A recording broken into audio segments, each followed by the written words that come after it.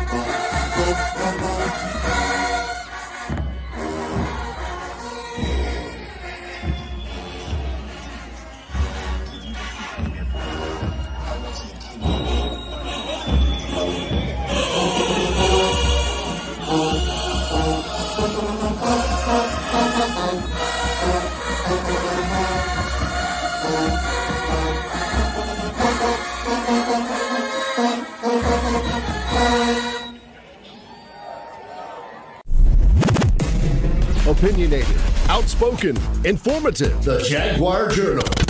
Your source for the latest information on Southern University sports and SWAC athletics. A Baton Rouge sports talk tradition.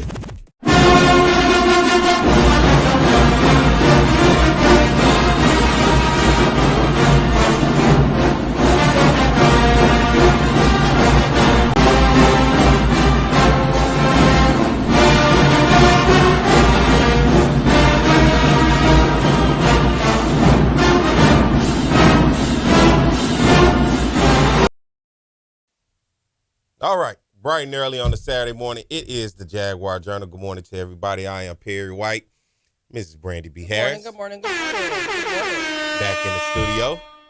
Good to have you back. Hope you guys have had a great week.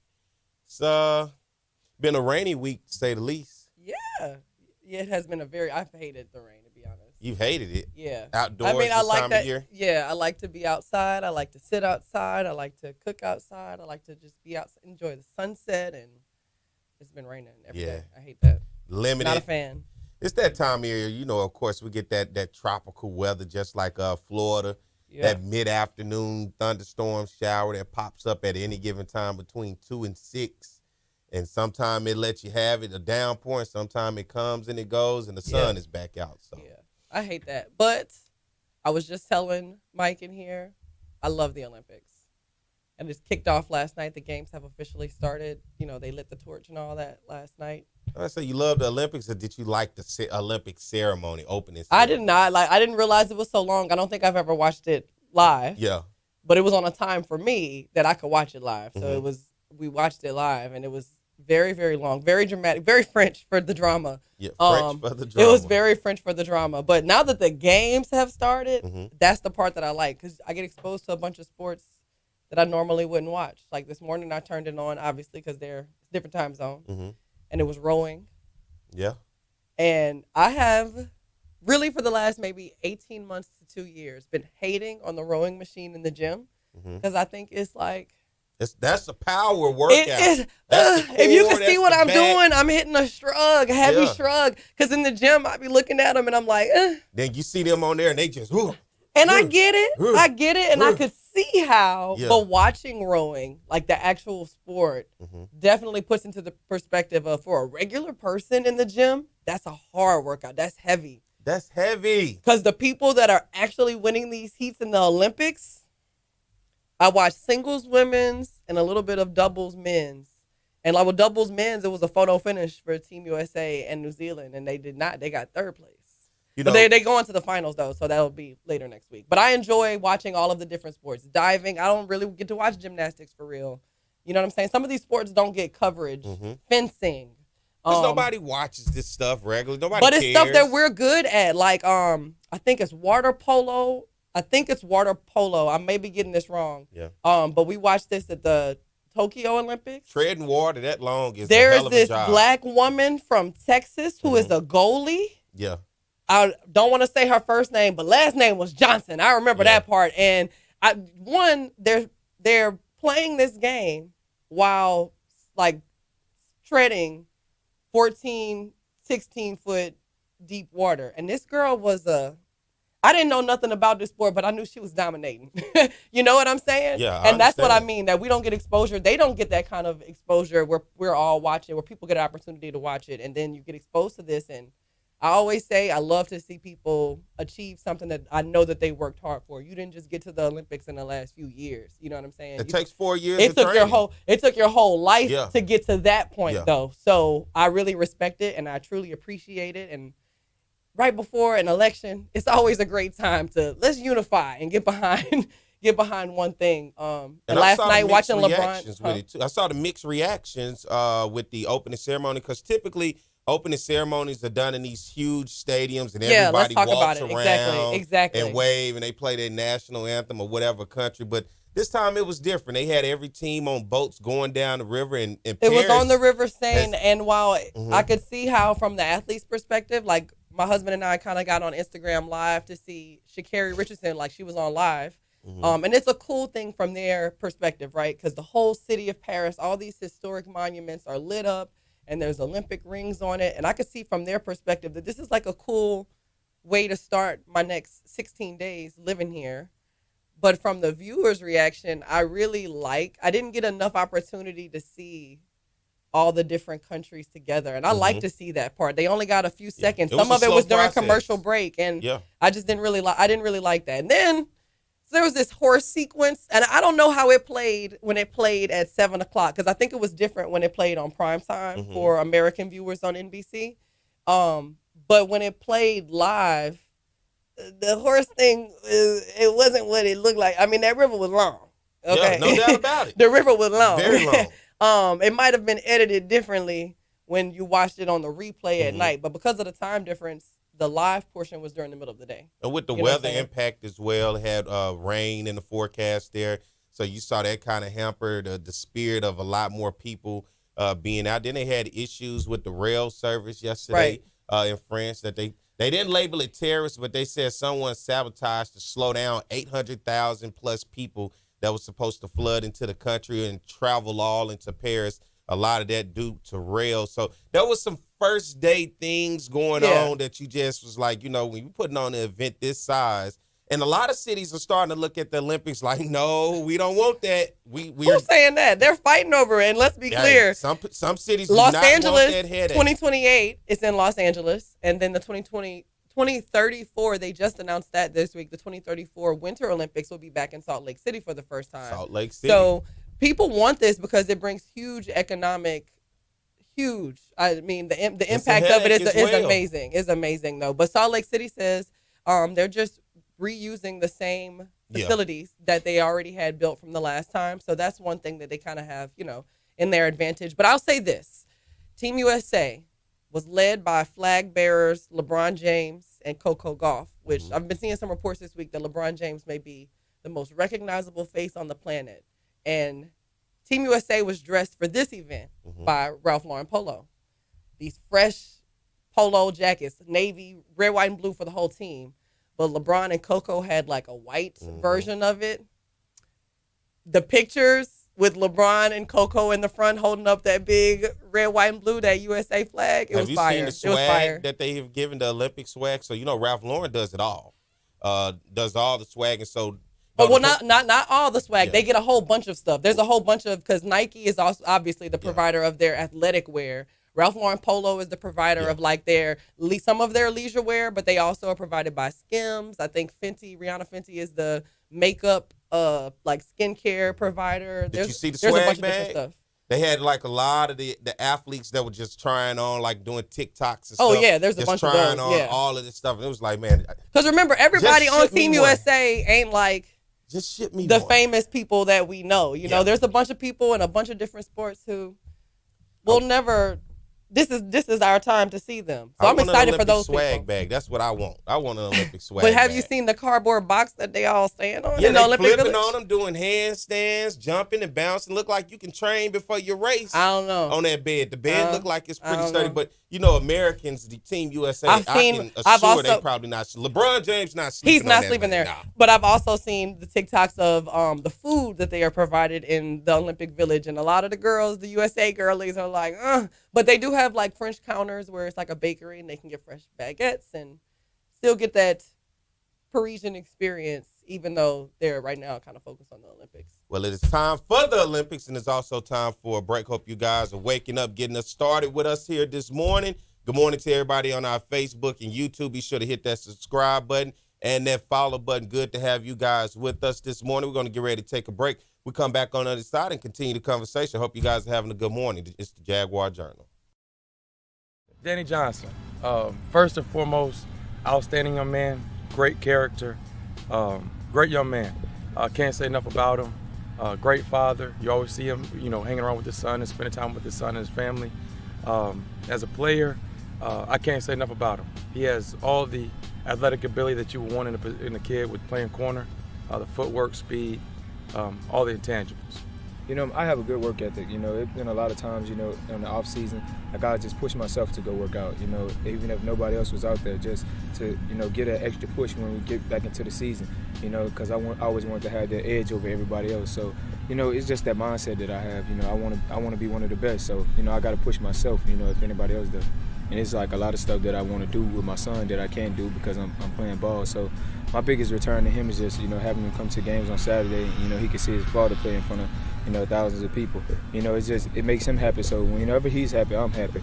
But just when I get the chance to just go home and, hear everything, he's been doing in school and, what he likes and doesn't like, it just brings me back to that fatherhood of just being around him, and that's what I like to do. I put academics over football because, I can't play football forever. At some point, I'm going to have to rely on that degree. So, that's my biggest thing, and that's one reason why I came to Southern, to get that degree. So I set myself up to where I'll be able to graduate right after the season. So if football doesn't work out for me, I can always come back and go to grad school. So, education is a big thing for me. Danny Johnson will put Southern University on a national stage. Obviously, everybody knows about Jag Nation and Southern University, but you'll see Danny Johnson playing on Sunday one day, and he'll be able to be an ambassador, for the university.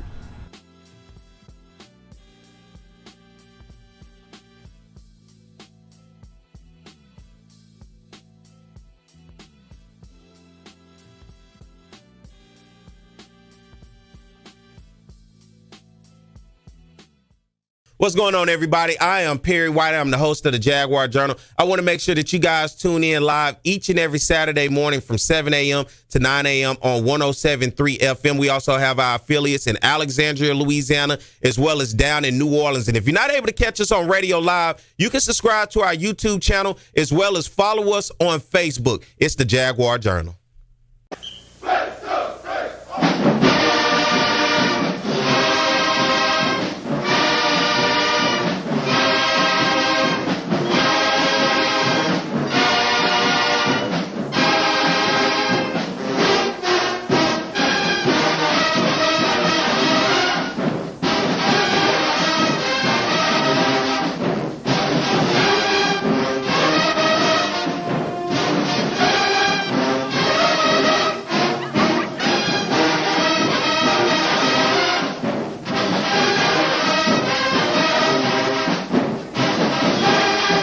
All right, we are back. It is the Jaguar Journal. Good morning to everybody. Hope you are getting the day started. Guess what? Turn your radio up a little louder.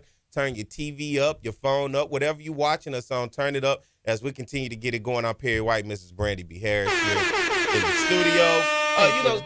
Some sad news came out this week, right? There was a Southern University student, member of the Southern University Human Jukebox Band, and you saw it all over the news, went missing for about 5-6 days. His parents were very curious about where he had gone because it was not like him in this type of situation to go for so long without communicating back.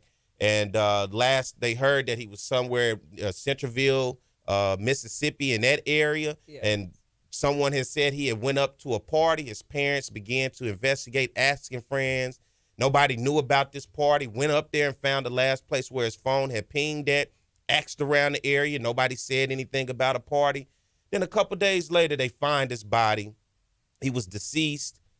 And then things really turned into something out of like a Lifetime movie.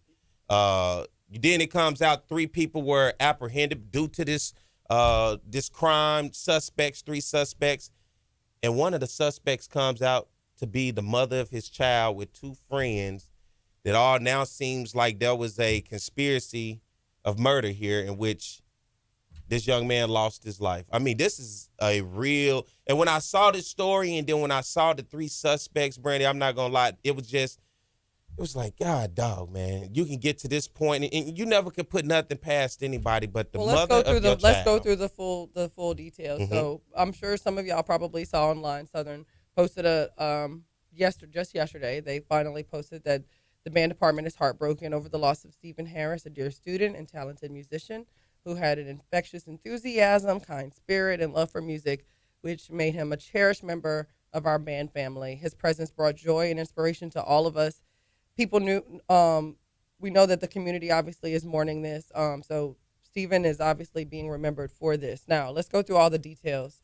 Stephen's parents did report this. One of my dear colleagues, Mr. David Washington, did a story with them. He sat down with them as they were pleading, trying to find Stephen. The story wasn't quite adding up. The thing was, the day that Stephen was reported missing, I believe the next day he had a court appearance for a custody hearing with the mother of his child, and that's Miss Aaliyah Jackson. So, and I think I'm getting that name right. I know her first name was Aaliyah. Let me double check it for y'all. Aaliyah Martin, 21-year-old Aaliyah Martin. But right now, 21-year-old Aaliyah Martin, Derek Terrell Hollins Jr., and Kalisha Jack, 20-year-old, they're all facing first-degree murder charges in Wilkinson County, Mississippi. Over in East Feliciana Parish, they were charged with conspiracy to commit murder because the sheriff there, Mr. Spillman, believes that they conspired to kill Stephen in St. Francisville in East Feliciana Parish, where he's from, where his parents live. So this story is obviously really, really sad. When they found him, they found his body near a pond, near a small body of water in Mississippi. That he had been, authorities believe that his body had probably been out there since the day that he went missing, which was about, a few days that he had been out there. Now he still actually hasn't been positively identified by the coroner in that parish. His body has been sent to Jackson, Mississippi, to the State Police Crime Lab there for positive identification. I'm assuming because of weather conditions and also because this was a really small county that's doing this investigation, and I'm sure they don't get a whole lot of homicides. So it's a very, very tragic story. And they are believing that, the plot was through because of this custody case. And they believe that the plan to commit this crime was hatched in West Feliciana Parish. Mr. Spillman says that, and this is just a really, really shocking story.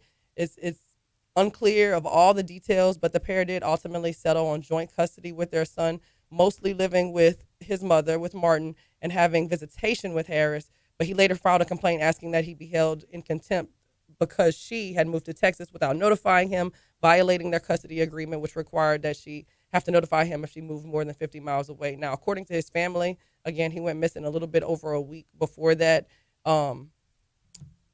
This whole thing is, it's really, really sick. Apparently, the pair had a history of each alleging physical abuse on each other's behalf. So, yeah, restraining order at one time was there, and then they both went away with both agreeing that they'll keep distance of each other.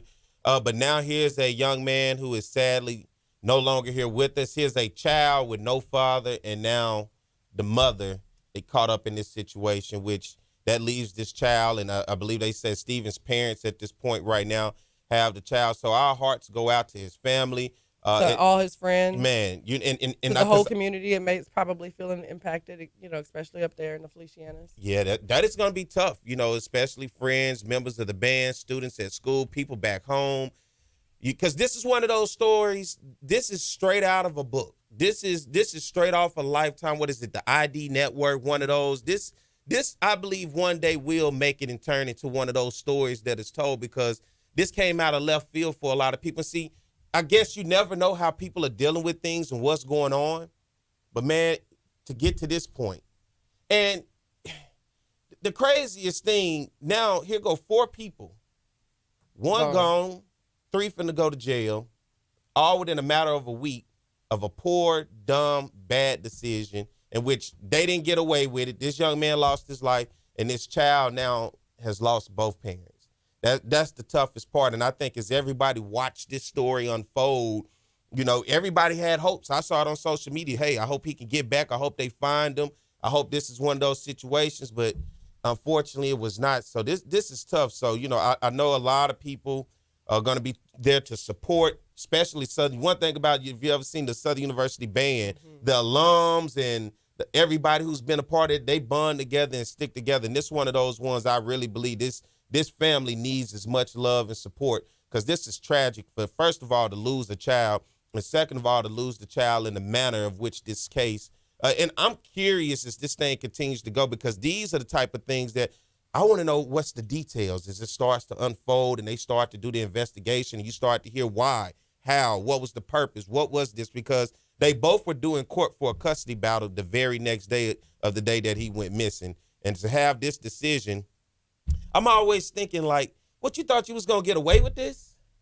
You know, now you sitting there crying in the mug shot, you know, now life done really settled in on you. And listen. That's you're saying, you're hitting it on the head of what I'm always thinking of.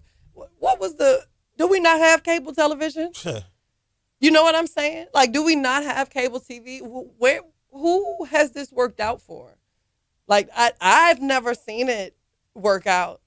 I've never seen where they are just riding off into the sunset. Especially the 3 of y'all. 3 of you.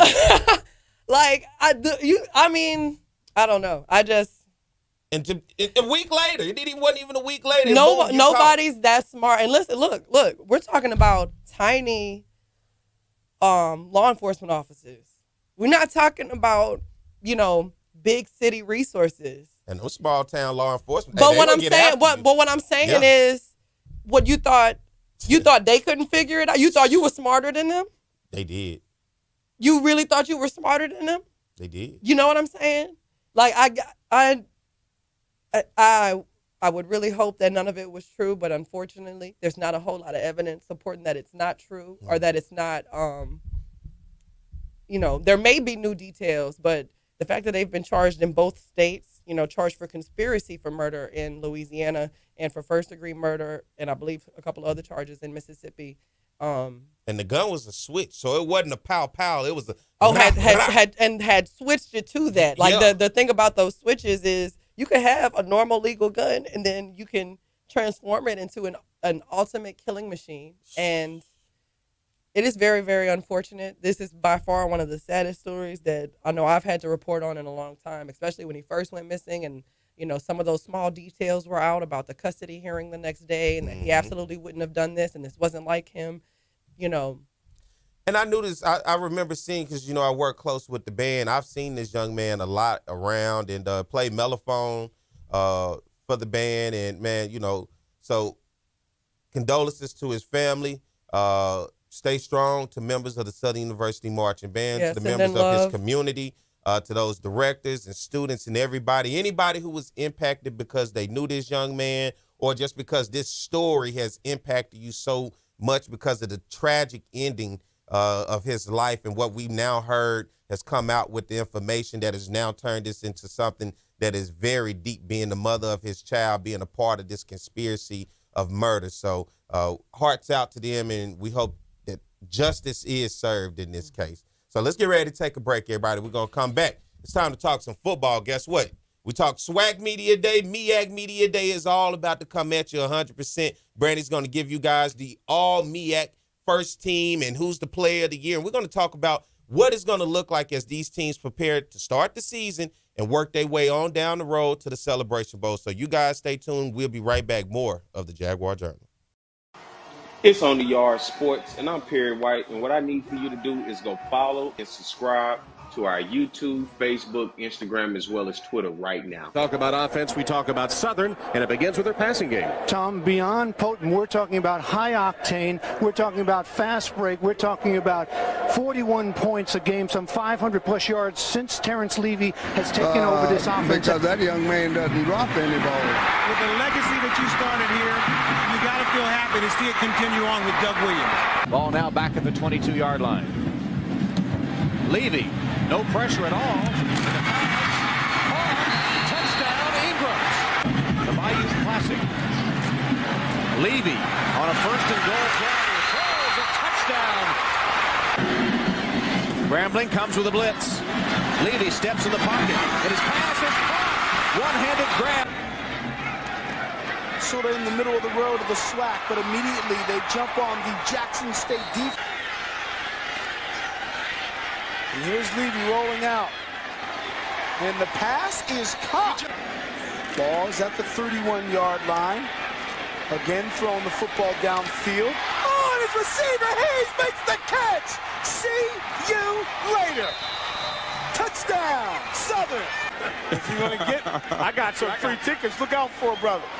Going downfield. Oh, and what a play by Southern. Score. He's played a lot tougher ever since. And this is a free play for Southern. 2nd and 15. It's a free play. Levy completes his It's pass. a free play. Oh, and he's still up. It's a free play. Hayes is going to continue running inside the 10, the 5. Unbelievable Michael Hayes. 3rd down. And 23 for a first. Levy over the middle. Nice pass that time. 2nd and 20. Levy doesn't have to get it all, but he's going to have to pick up some yards. Here he is throwing. Nice catch made. Receiver, Michael Hayes. There he goes. Hayes makes the catch. Hayes still on his feet. Hayes looking for blocking. Hayes trying to find a hole. Hayes is still on his feet. He alley-oops. He's inside the 15 and drawn out a foul.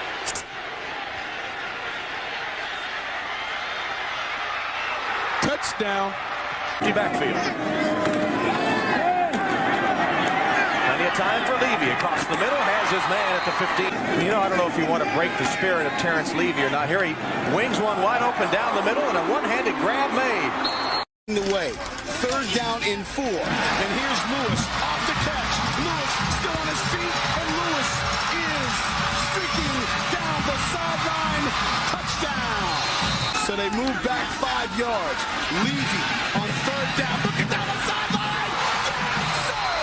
Big time player. Guys, stepping. All right, we are back. Good morning to everybody. It is the Jaguar Journal. Good to have you guys with us. Turn up your radio. Everybody listen on 107.3 FM live here in the capital city area. Good morning to Baton Rouge. A little foggy out there this morning, but, you know, as the sun continues to go through, burn through a lot of that fog. And then good morning to our listeners over in Alexandria. They listen back to us on Sundays. And everybody else who are listening to us, guess what? Digital media, right? We love to have it because of YouTube Live, Facebook Live. Good to have you guys with us. And I've been looking at our Facebook Live numbers, man. They have continuously gone up with the viewers of people watching this show, man. Thousands of people are tuning into us on our Facebook Live because a lot of people necessarily don't get a chance to catch us live, but they go back and watch the show and listen to the show when they get an opportunity. So we appreciate you guys for the love and support that you continue to give us each and every week that we do this. And guess what? We do this for the people. That's what we're here for. We're here for the people because guess what? It ain't that many shows, Brandi, that's going to talk about our people and what we do and what we have. And as we talk about what we have and what we do, it's MEAC Media Day was this past week talking about getting things kicked off for football season. The MEAC, of course, 5 teams, right? And they have traditionally, since the inception of the Celebration Bowl, has had success against the SWAC. Last year, the FAMU brought one home back for the SWAC. It's been some time. But guess what? Howard was the team taking on FAMU. Then we get to MEAC Media Day this year. And now we talk about first team, all offense and defense. Brandi, talk to us. Give us some names as you go down that list of first team offense and defense for the MEAC. First team offense. Let's start with from Howard. Jared Hunter is the running back. Eden James, also running back. Casey Hawthorne, wide receiver. And also from Howard, offensive line, Darius Fox. Then from Morgan State, that's an offensive lineman, Trayvon Branch. And then another from North Carolina Central right there? Mm-hmm. North Carolina Central, Trayvon Humphrey, offensive line. And then several from South Carolina. Yes, South Carolina State, the Bulldogs. Yes. I didn't want to say Bulldogs if I wasn't sure. Justin Smith Brown, wide receiver. Kashawn Toney, tight end. Eric Brown Jr., center. Nick Taste, offensive line. And Cam Johnson, offensive line. And then quarterback, Otto Coons. Yeah. Am I saying that correctly? Yeah. Otto Coons. And then let's switch it on over. That's Dawson Odom's quarterback over at Norfolk State. He's at Norfolk State, and I was going to say that Coach Odom's got a couple more on here on the defensive side of the ball too. Kashawn Lynch, defensive lineman, AJ Richardson, lineback, and Teron Mallory, also a defensive back. And let's continue down from that defensive side of the ball. North Carolina Central, Jaden Taylor, defensive line, and from Morgan State, Elijah Williams, defensive line, and Howard Jamel Stewart, defensive line. Then we've got Aaron Smith as a linebacker from South Carolina, and AJ Richardson, linebacker, if I didn't already say him, from over there with Coach Odoms. Morgan State, Eric Hunter as a linebacker. Kenny Gallup Jr., defensive back from Howard. Cole Jones, a defensive back from North Carolina Central. And from South Carolina, defensive back Jameer Benjamin. And our punter here from North Carolina Central, Juan Velarde. And from Howard, Dylan West, that punt kicker. And Keith Jenkins Jr., from Morgan State there. So, yeah, you see, and I think what was more interesting, let's look over at South Carolina State, right? You look at Chennis Berry coming over from Benedict College, taking over that program. And when you see those names of guys, first team, and it's looking like the O-line, and we all know what Chennis Berry's specialty is, offensive line. He was the offensive line coach here at Southern University, as well as the offensive coordinator for a short period of time. But he came in as O-line coach. And Southern's O-line each and every year produced 2 to 3 all-SWAC guys. It was understood every year when the all-SWAC selection came out that there was going to be some offensive linemen from Southern. So for Chennis Berry to inherit that, you have to pay attention and look at that. Let's look at some of those guys. One of the guys that are going to be named the Offensive Player of the Year and Defensive Player of the Year out of the MEAC. All right. So for Offensive Player of the Year from Howard University, Jared Hunter. You know, them folks from Howard are insufferable that they went to Howard. Howard. No shade, Howard. but a little bit of shade. Yeah. I always let my my Howard folks know that sometimes they can be insufferable. Well, a Defensive Player of the Year, also from Howard, Kenny Gallup Jr. You look at Howard University. This is the team played for the Celebration Bowl last year. They won the MEAC, went on the road, and put a whooping on North Carolina Central and took the conference away from them and won it at the last minute and moved on. And then you look back at last year, right? Let's look at North Carolina Central and Howard, both teams 4-1. Once again, 5 teams in this division, in this conference, as they have dwindled. They lost FAMU, they lost Bethune-Cookman, they lost North Carolina A&T, they lost Hampton. A lot of these teams over the years, these schools, one time Savannah State was in the conference a few years back, but since moved back down. So, you know, they've kind of settled down to 5 teams right now. Those 5 teams are holding strong. North Carolina Central and Howard last year was the toast of the conference. Both teams at 4-1. North Carolina Central finished the season overall 9-3. Howard 6-6. When you look at Howard, once again, they won the conference and got the bid into the Celebration Bowl. North Carolina Central, who was a power last year in FCS, they were in the top 25 pretty much the majority of the season. Guess what? They got a bid into the FCS playoffs. Went over into the FCS playoffs. They fell short in the first round. But I think what you see with Trey Oliver, former defensive coordinator at Southern University, he has taken North Carolina Central. He has won a Celebration Bowl against Deion Sanders in Jackson State a couple years ago.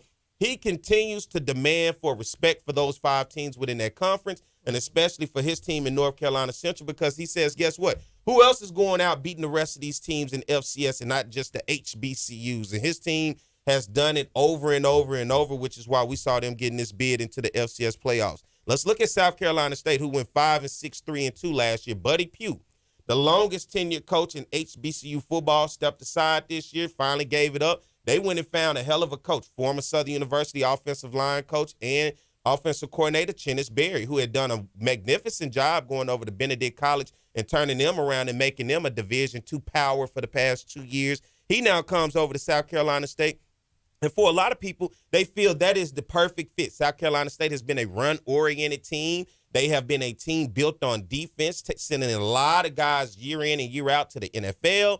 And now when you get a guy like Chennis Berry who loves tough, physical teams that can run the ball with a dominant offensive line, for a lot of people, this just seems to be a perfect fit. He is a master motivator. If you listen to him at the MEAC Media Day, he'll have you getting up, Brandi, ready to run through this window, this wall right now, because every day he believes in trying to get his team to get better. So that seems to be a good fit. I'd be interested to see South Carolina State. Then you look at Morgan State, right? Coach Damon Wilson comes over from Bowie State. He's in his coming into year three, trying to build this program up. Last year, Morgan State was built on defense. Not a lot of offense, but defense and special teams really had this team looking like they could beat anybody at any given time. I said last year, if they could remotely find some type of offense, Morgan State could be a team to really have to be dealt with, but they were built on defense. They went 3-2 last year, 4-6 overall.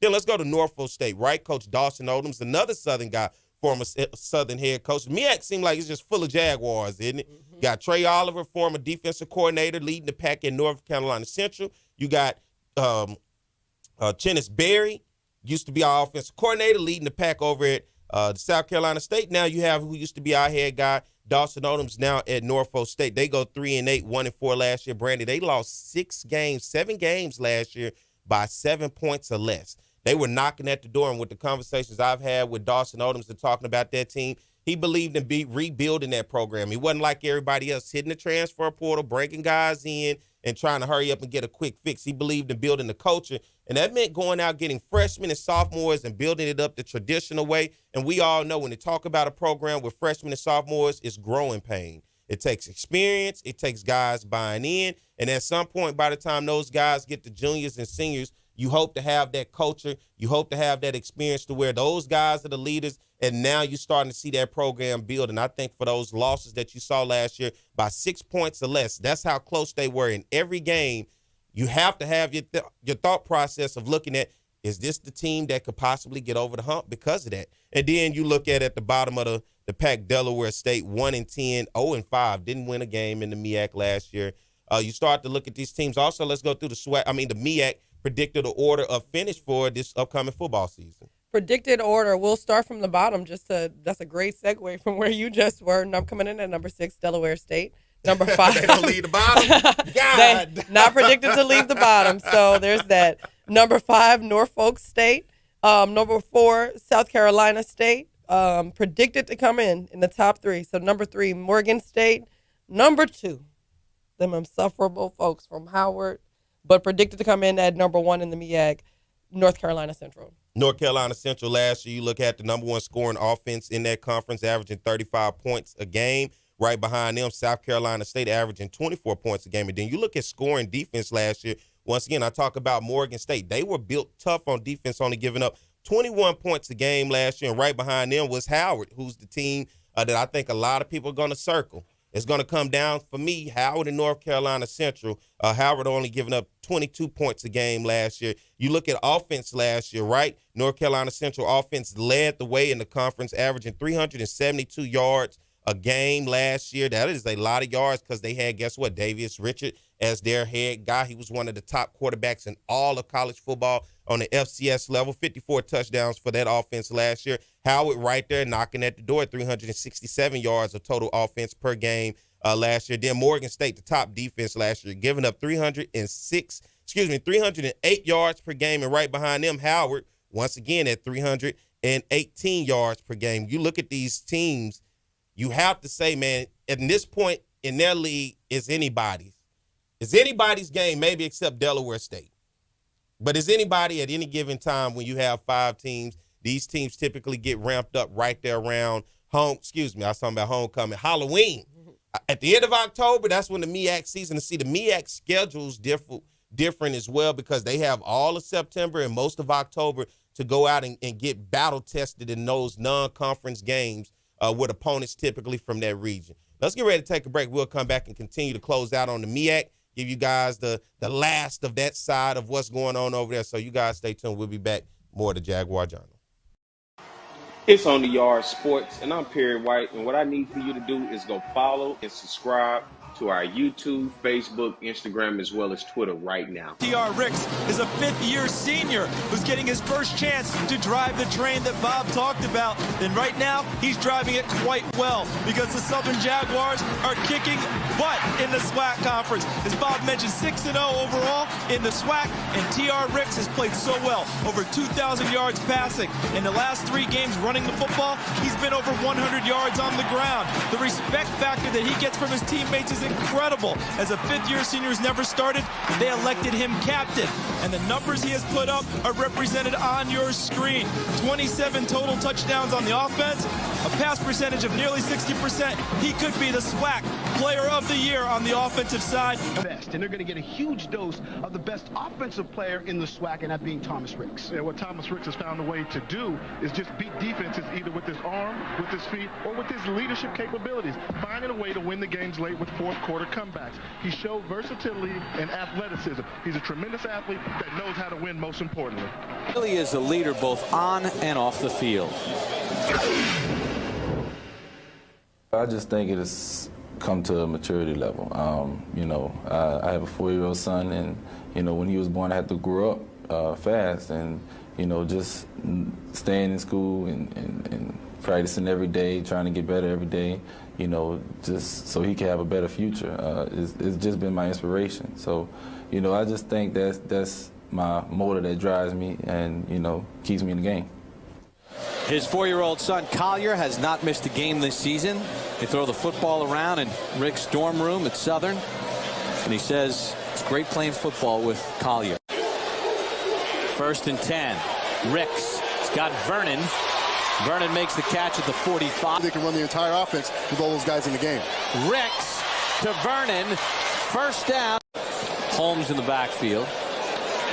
Ricks. 1st down. Gage on the tackle, but not until Ricks picks up the 1st down. 2nd and 7. Ricks. Overstreet's got it. Across midfield. Ricks has a receiver downfield. It's caught for a touchdown. Territory. Ricks fakes the pitch. Gets inside the 15. He's in the type of young men that represent his philosophy in life and in football. Ricks in a shotgun. He's going to run it out to the 10. And 2nd and 11 after the holding penalty. Sidearm toss. And a nice catch. Ricks on the 1st and 10. Little draw play. Takes it outside. He's got the 1st down. But Ricks going to take it up. All right, we are back. It is the Jaguar Journal. Good morning, everybody. I'm Perry White, Mrs. Brandi B. Harris. As we talk about the MEAC, close things out for MEAC Media Day this past week. And excuse me, I'm saying 5 teams, 6 teams actually competing in the MEAC all together. So you're looking at those 6 teams as they battle it out. North Carolina Central's head coach Trey Oliver had a interesting sound bite going on this week saying that he feels the MEAC does not get enough respect. A lot of people are not putting the respect on the MEAC. Okay. That's how you feel it, SWAC? That is exactly how I just reacted is exactly how I feel about it. I think I think when you look at this SWAC, MEAC talk, right? I think that's how a lot of people in SWAC land feel. How they feel? Yeah, okay. You don't feel respected? Okay. That's how he said. He said, who's going out and beat these other FCS teams is earned. Out of conference? I like North Carolina Central. Traditionally, under Trey Oliver, what I've seen them do, go out in non-conference. They have beaten some big-time schools outside of the conference. I like it, but what you say, respect is what? It's earned.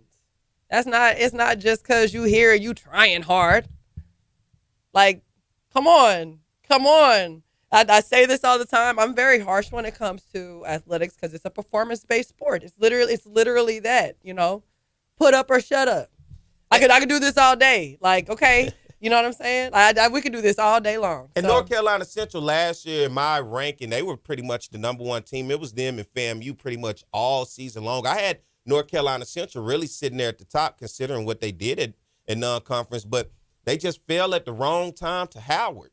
Howard went in the previous year, North Carolina Central had put it on Howard, put up 50-plus points on them and ran away with the game. This year, Howard said, you know what, we'll repay the favor. They take on North Carolina Central and do the exact same to them and take the conference away. So North Carolina Central had it the entire year, then gave it away, and then went into the playoffs, the FCS playoffs, and then Falter Davius Richard had got hurt in that ball game, so he was dealing with nagging injuries, never was 100%. North Carolina Central falls in that ball game. Howard, of course, goes to the Celebration Bowl. Florida A&M and Willie Simmons get the victory for the SWAC. Howard falls, but it was a hell of a game. You look at Howard, Jay Walker, commentator, Howard alum.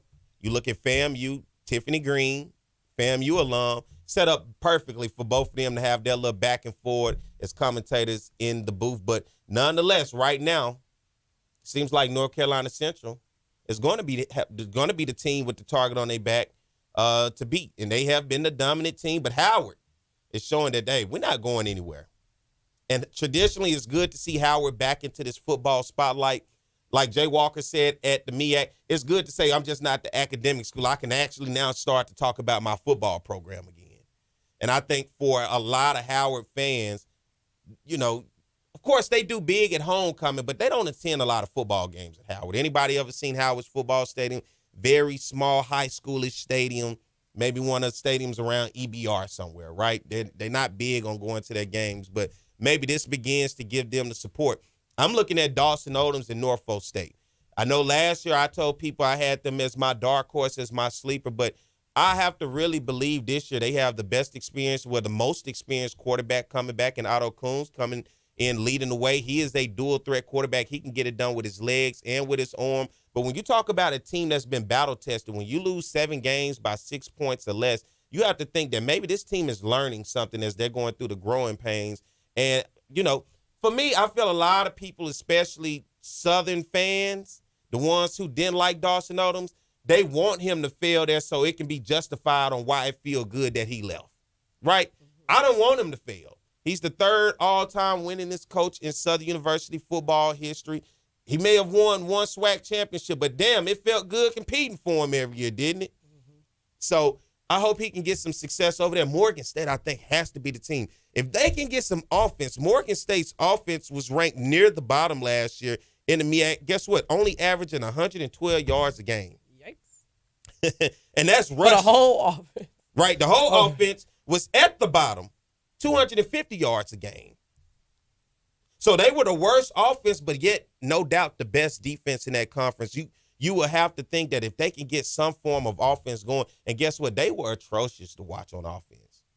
3rd down here, 3rd down there, 3rd down everywhere. That punter can't convert. That punter was look. He was the star. Special teams. That punter was the star, couldn't get it going. So I'll be interested. South Carolina State, though, is that team that I'm sitting there looking at. They were the number 1 rushing team in the conference last year in the MEAC, averaging 225 rushing yards a game. Now you bring in this offensive line that is now pretty much wrapped up all of the spots on the MEAC first team. Chennis Berry being the guy that he is, being able to whip an offensive line into shape, being able to be a run-oriented team. If they can find a solid quarterback, watch out for South Carolina State. This league, I think, for anybody can go anywhere except for Delaware State. They the only one. I just don't see it with Delaware State. I mean, traditional, when was the last time? Have you heard about Delaware State? No. Right. Silence. Nobody's heard from Delaware State. Can they shake things up, though? But they were at the bottom in all categories. I think you're wrong. I think that's the number 1 team to look for. Why? Coming in. Who, Delaware State? Last. Yeah, okay. Yeah. Coming in predicted to be last. That means literally there's only the option of up. Either you stick with where we at and where we've been at and where we predicted to be at, or there's up. Delaware, somebody has just a little slight hope for you. Delaware That's just because State. I enjoy competitiveness, and y'all could be the super, super sleepy. If y'all did anything, if you got up to 5, you up. You get what I'm saying? You know what? I'm so like, that's big. my perspective on it. Like, literally, you came in last, predicted to be last. If you just came in next place up, you're up. That's a progressive outlook. If Delaware State makes it to the Celebration Bowl, even if it's against Southern, I'm going we to ain't say all that. Well, I'm we just saying. We ain't say all that. I'm willing to go to the Celebration Bowl and be full out Delaware State apparel. I'm not saying I'm willing to go on and live Delaware State. If you make it to the Celebration Bowl, I'll be on y'all side. I'll help your small fan base. I'll be one of the fans over there with a little pom-pom. I think they are the Hornets. They're blue and red. Yeah. So I'll go find me some blue and red Delaware State if they can make it. Okay. Well, there's that. Because they're not going to make it. But I don't know. You never know how this thing is going to go. It is the MEAC. Hope you guys have enjoyed to get some MEAC news because guess what? The MEAC traditionally has dominated us in the MEAC SWAC Challenge, which is coming up with Norfolk State versus FAMU, which is going to be a good one. You're talking about James Cozy coming over for FAMU as their new head guy since Willie Simmons is gone, and Norfolk State with Dawson Odoms. They're going to have prime time week 0 MEAC SWAC Challenge right there in Atlanta, Georgia, on national television to kick off the college football season. And another big game is going to happen down in Miami for the Orange Blossom Classic, North Carolina Central and Alabama State. But when we come back on the other side, we're going to talk about the SWAC. It's time to get back into our region, what's familiar to our people, right? Right here in the South, as they say, the SOUF, the South. All right, so Brandon's going to give you guys the all SWAC selection, first team, second team. We're going to see if there are some familiar names. So you guys stay tuned. We'll be right back. More to Jaguar Journal. Southern was a little late to the game of football. They had started earlier in the CIAA up at Hampton and those schools up there. And when J.S. Clark became president of Southern University in 1914, he had already visited the Tuskegee and these Howard and the other schools, and they had a football program. And he wanted to compete with them, not just in the classroom, but also on the football field. So it started as an intramural. We had intramurals when we first came in 1914 through 1916-17, and then the intramural program evolved into the varsity, into the football program in 1918. Coach Big Charlie Holmes from Colorado State, he came here as an assistant coach, but he took over around 1922, 1923, and he did very well through the early 20s. But he came up to 26. He broke even. He was expected to do well, and 27. I don't find any records where he won any games there, and he was replaced. But the person he was replaced by was a legendary. Name is Bryce Union Taylor from the University of Southern California. Out there, he had been an All-American. He was the guy that stopped the 4 Horsemen of Notre Dame, and then he went to Chaffin University in South Carolina at 27. In 1928, he became the head football coach at Southern University and athletic director, and he really put Southern on the map. He had a lot of firsts. First of all, he had the first All-Americans we had came under him. Therefore, he had the greatest winning percentage in Southern University. He won 85% of his game here, and he had our first undefeated season in 1931 when he was 7-0, and but he was not declared national champ, but he was considered for that. But he was our first great coach during that early period, Bryce Union Taylor. We don't want to forget him. Arnett W. Mumford, he's a national icon in coaching. He had coached 10 years in Texas, Jarvis Christian, Bishop, and Texas College. But the last 5 or 6 years at Texas College, he was very, very outstanding. He won 2 SWAC titles, and he had won a national black championship at Texas College and 35. So therefore, Southern was interested in getting him here, and Dr. Felton Clark was very instrumental, the person to get him here. But his impact it goes much further than Southern University and State of Louisiana. He won 12 SWAC titles, 10 of them at Southern and 2 at Texas College. And he won 5 or 6 national black championships.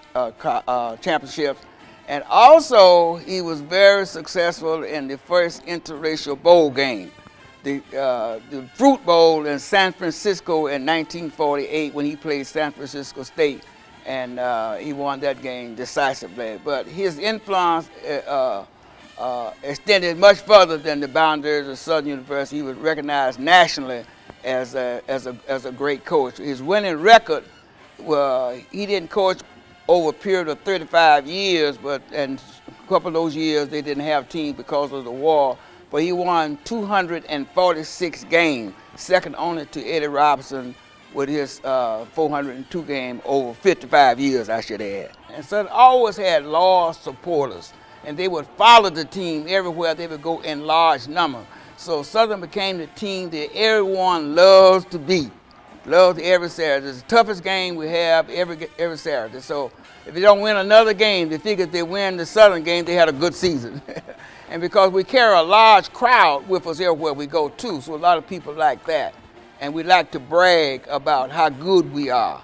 And of course that helps out. But it is a vista to the university, using the football athletics period to use that way to introduce the university to people who may not have known the university. Went through a period of 20 years, 30 years, I believe it was, after Mom, till we got Coach Pete Richardson in 1982, 83, and then he returned us to the glory years. Rivalry with Grambling has always been there because it's an intrastate rivalry. And we played Grambling a few times before 1948, but after then, we didn't play them anymore until we became a member of SWAC in 1959. But FAMU filled that void with Jake Gaither and A.W. Mumford. Those were some of the greatest games that you ever would see. And they became our main rivalry after 1948. But the exposure the biggest thing that we can say about. All right, we are back. It is the Jaguar Journal. Good morning to everybody. Brandi B here in the studio.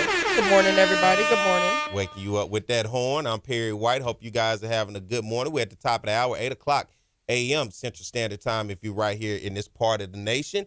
You're over there in Eastern Standard Time. Congratulations on your hour ahead, right? Yeah, round of applause for the MEAC people. Oh, yeah. Hour ahead, yeah. Okay. Moving on. It's time to get to actual business.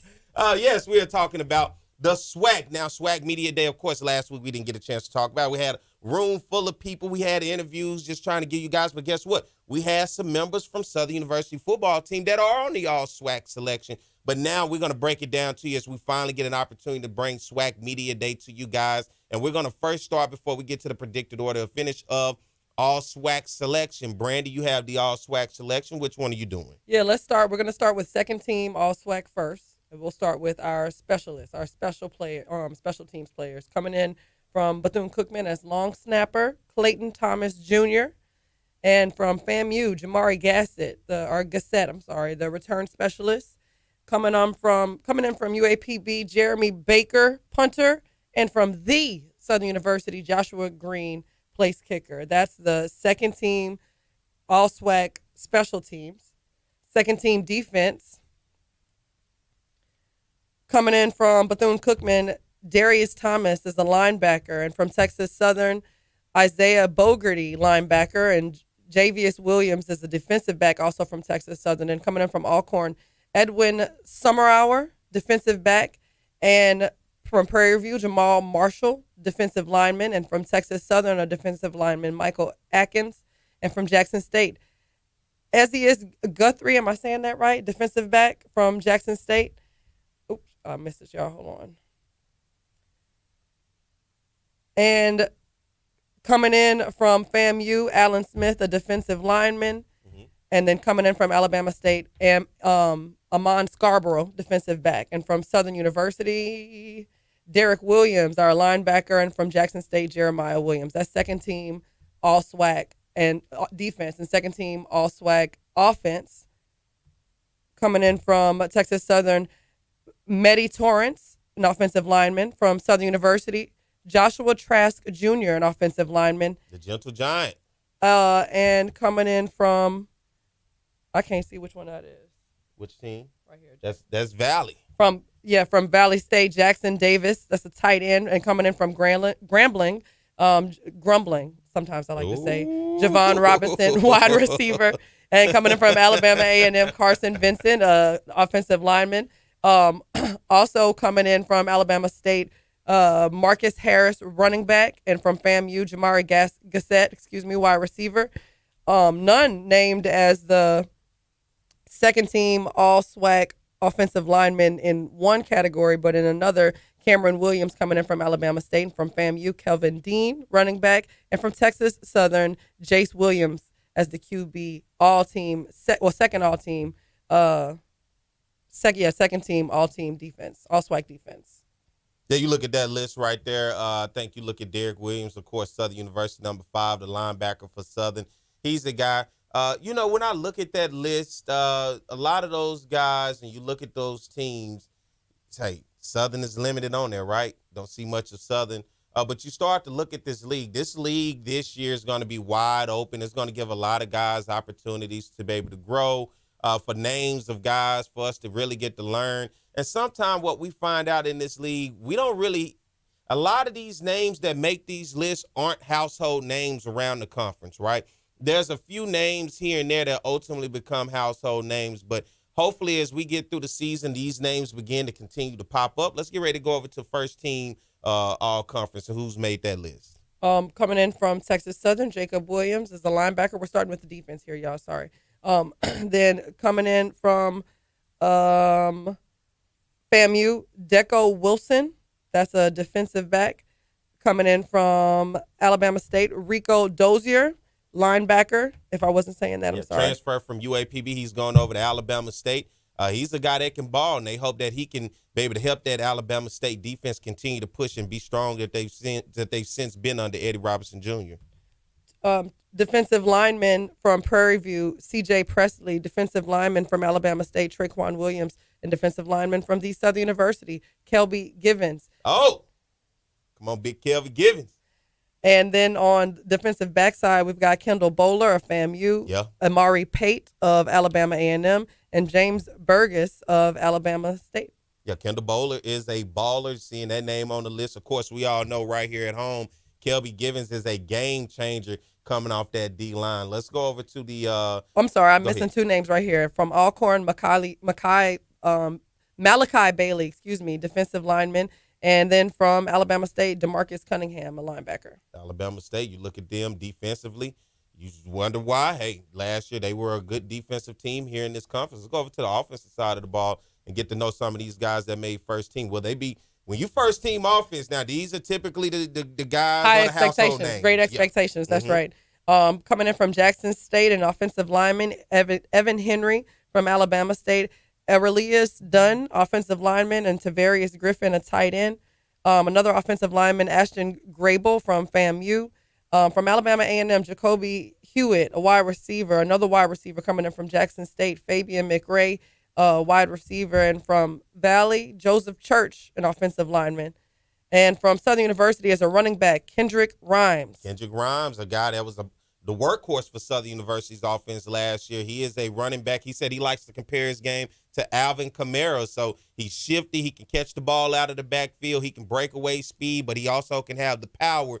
He said he's going to be the guy this year for making first team all SWAC. I think you see his hard work finally being noticed. And another running back coming in from Alabama A&M, Donovan Eaglin, a running back. And Donovan Eaglin, a guy transferred over from Michigan State, now trying to assert himself in that offense. And hopefully, since Aquill Glass has left Alabama A&M, that offense has not quite really found how to click on all cylinders. But when you got a guy like him in the backfield, you will hope that he can be their workhorse to help alleviate a lot of pressure off quarterbacks over there. And then from Grambling, I missed an offensive lineman here, y'all. Sorry about that. Taj Martin, and all first team all SWAC offense quarterback, Miles Crawley of Grambling State University. And then let's go over to the SWAC offensive preseason and defensive preseason players of the year.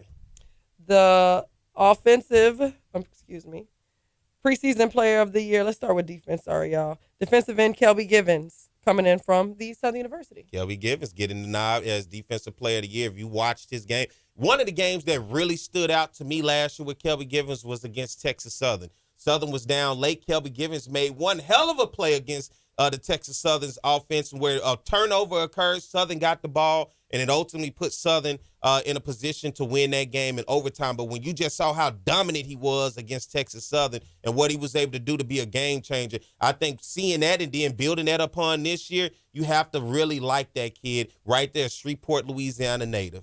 And on the offensive side of the ball, the SWAC 2024 preseason award preseason offensive player of the year goes to quarterback Miles Crawley of Grambling State University. Yeah, Miles Crawley transfers to Grambling from Alabama State. He gets to Grambling last year. Hugh Jackson, of course, his head coach. And for a while, Miles Crawley had the most passing yards in this conference. You know, he was doing his thing, lighting it up. It just didn't equate to victories. But I think when you bring a guy back that can have the ability to light it up when you're talking about passing the ball all over the yard, he has to be the guy. And I think when you look at that, Miles Crawley, the offensive player of the year, right? At quarterback, Kelby Givens, the defensive player of the year, coming off that D-line, Southern and Grambling.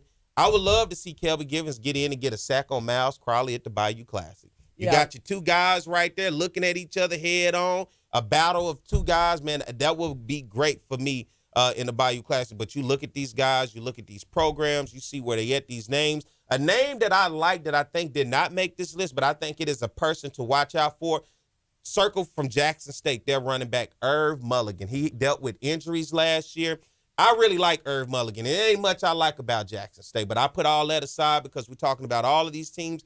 Irv Mulligan is a name of a guy that I think he did not make any one of these teams first or second team due to injuries, but due to his injury last year, he was still one of the top rushers in this conference.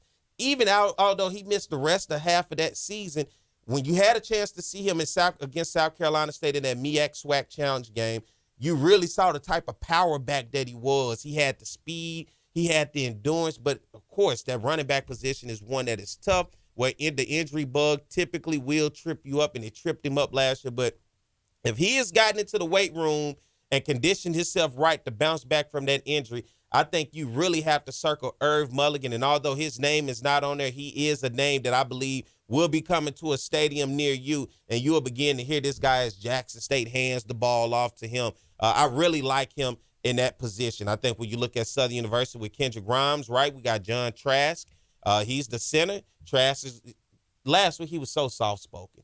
He started, I said, man, ain't no way you out there talking to D-line. But, I know you can cut it on and all, but it's just no way you sitting there with this soft-spoken voice. But guess what? It be the quiet ones you got to watch. Right. Right? He can get out there and he put in his work. And then you look at Derek Williams, a guy who's also been putting in work on the defensive side of the ball. This should be an interesting year in the SWAC. I'm curious to see will Miles Crawley be able to equate those passing yards into wins now with Coach Eric Dooley as his offensive coordinator up at Grambling State. That's going to be an interesting move for me. Now for Southern, how do they use Kendrick Grimes now that Eric Dooley is out the way? Of course, Mark Fredericks, who comes in as the offensive coordinator, is also the running backs coach. So he's looking at that room with the likes of Kobe Dillon and Braylon Morgan and C.J. Russell and all of these other guys and say, man, how are we going to use this room to the best of our ability with the depth that we do have?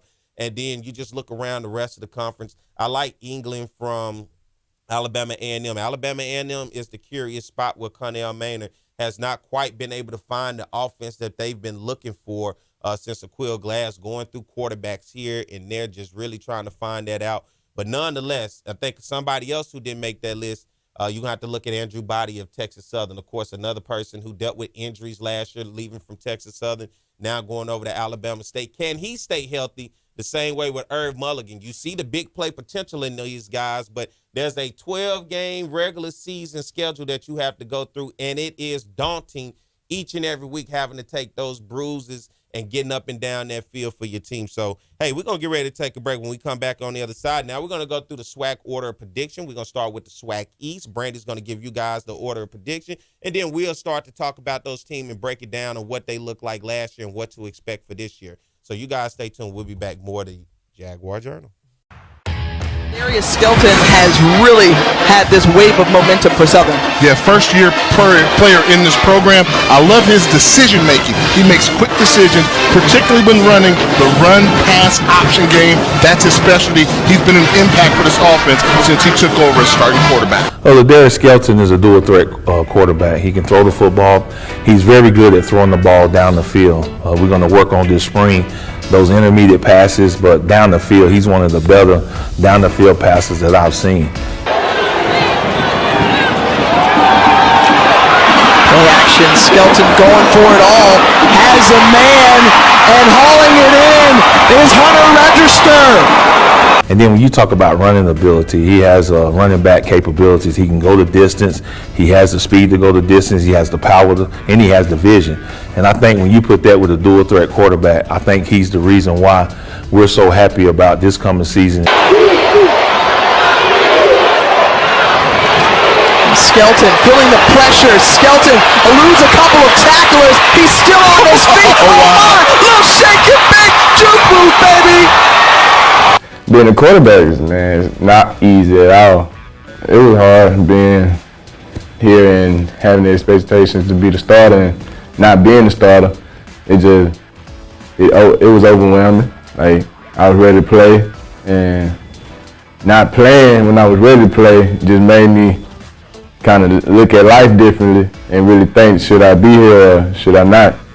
And I talked to God, and he just settled me down, and he told me to be patient. That's what I did. Skelton, who started the last 6 games of 2018 for the Jaguars. They went 5-1. Their only loss to Alcorn State in the SWAC title game. Taking the jet sweep, and Skelton awfully good with his leg. Blitz. Register, the receiver at the bottom of your screen. Nice grab. All who have had an impact here in the year lowing. Southern still. Skelton comes up for the 3rd time. Taking the jet sweep, he'll keep it. A good lead block as he cuts it to the outside.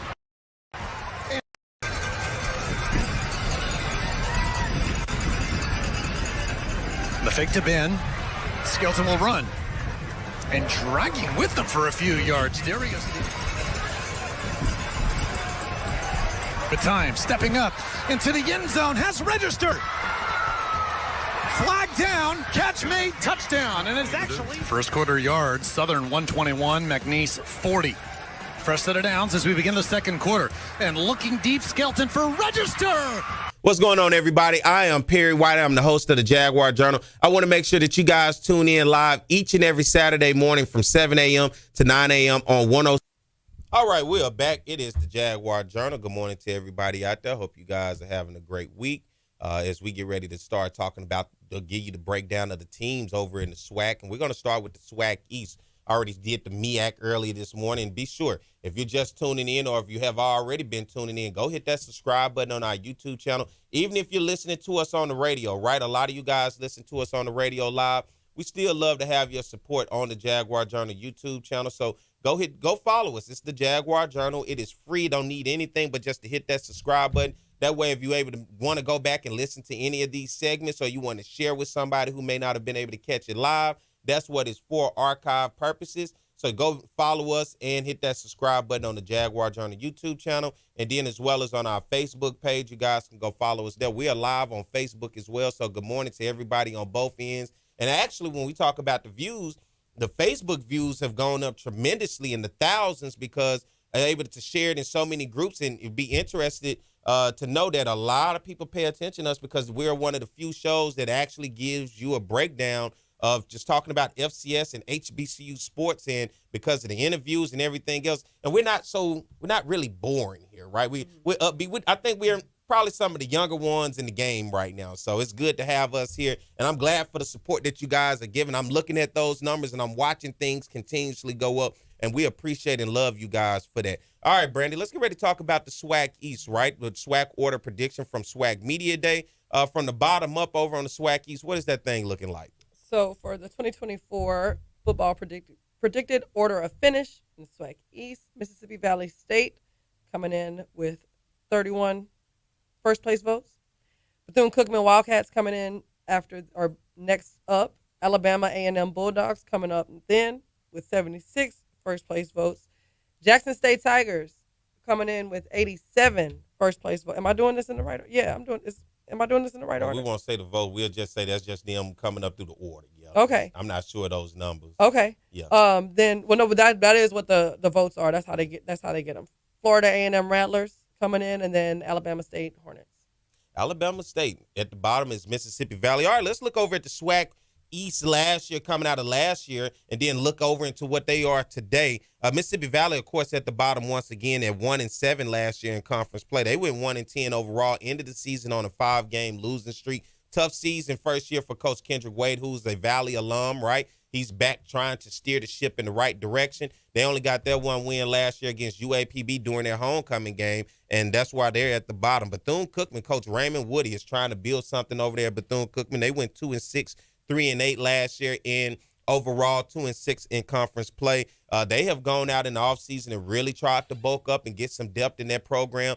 Being in a talent-rich state like Florida, you can imagine it shouldn't be that hard, but can he build that coach and get that program headed in the right direction? That's going to be Raymond Woody's job as he tries to get over the hump. Right there, Alabama A&M last year finished in the middle of the pack right there in the SWAC East. Connell Maynard, his team going 3-5 in conference play, 5-6 overall. They have not won the Magic City Classic.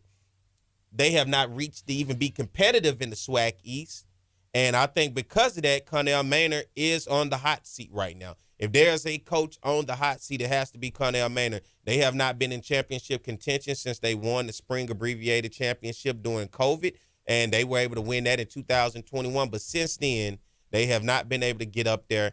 Jackson State has since built up and won a SWAC title. You look at Florida A&M has since joined the conference and won one. And Alabama State, the next team that I'm getting at, right there at 5-3 last year in conference play, 7-4 overall, was knocking at the door of a SWAC East Conference title last year, as they only had one loss in that division, and it was on the road to Florida A&M. Other than that, they won the rest of their games, including the Magic City Classic over their rival Alabama A&M and Connell Maynard. So Eddie Robinson Jr. comes in, and you start to see the tides and the things change where the favorite is going more towards the Hornets than the Bulldogs. And in the state of Alabama, that means something when one team is going in one direction, the other team going in the other direction. Phone calls begin to get made and jobs begin to be switched around. And then Florida A&M, who was the toast of the conference last year, coming out of the SWAC East, 8-0 last year in conference play, 12-1, as they went on to win the Celebration Bowl against Howard, and eventually not only just Celebration Bowl champs, but Black College National champs. And when you look at coaches, is this a tough conversation, especially in our world, when a coach is under the microscope, Brandi? And I ask you because out of all these coaches, I think at Alabama A&M, you were talking about wanting to go to the game when Southern plays up there in Huntsville. A guy like Connell Maynard, who is on the hot seat, his team, of course, did not perform 5-6 last year, 3-5 in conference play. And we all know at Southern how it is. It's tough for a coach here if you don't perform, right? Saw it last year with Coach Eric Dooley being let go. But when you look at a coach like Connell Maynard, who is the longest tenured coach right now in the conference, and he comes back after that type of season, how does that feel if you're a part of a fan base to say, this time, coach, and if you can't get it together, hey, this will be it for you. Yeah, I mean, I'm from South Louisiana, and that is the conversation, is that, you need to perform. But I'm obviously not going hoping for A&M to perform. Yeah. I'm going want to make sure that Southern comes out with a win. I would never travel that far for us to not be predicted to win. You know what I'm saying? Yeah. So that's a tough conversation for him to have with his team over there. And then the fan base, I was on a podcast from the Hill. My boy Wayne invited me on, and I was. And they're great people. That's why I'm excited about traveling that way. Are they? If you know people in Huntsville, because let me tell y'all a quick history lesson, because I did a story. Okay. A couple years ago with Dr. Morgan, who's a professor at Southern. He's in the physics department. When he was in college at Southern University, NASA came to some of the HBCUs down here around this area to recruit students in the science departments to come and help to integrate NASA. And there were a handful of Southern students, 4, maybe 6, I believe, but Dr. Morgan was one.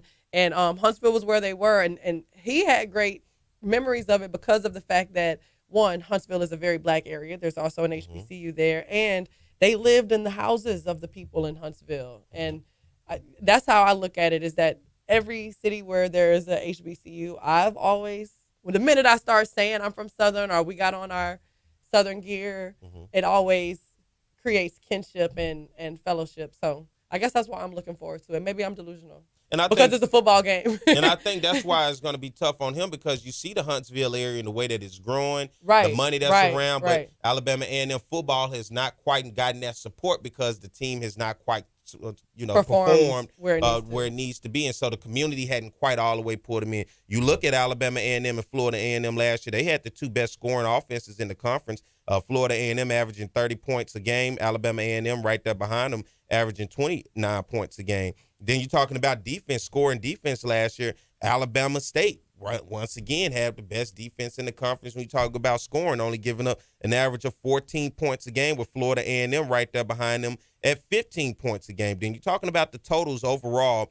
Jackson State, that's the team that's quietly sitting there, right? TC Taylor, the Jackson State Tigers sitting right there. You have to think that they're going to be right there knocking at the door and that they could potentially upset somebody, because guess what? We remember the whole he ain't SWAC, we ain't SWAC, this ain't SWAC, whatever, with Deion Sanders and Eddie Robinson Jr. But the thing about it was Jackson State went over to Alabama State and beat them for their homecoming.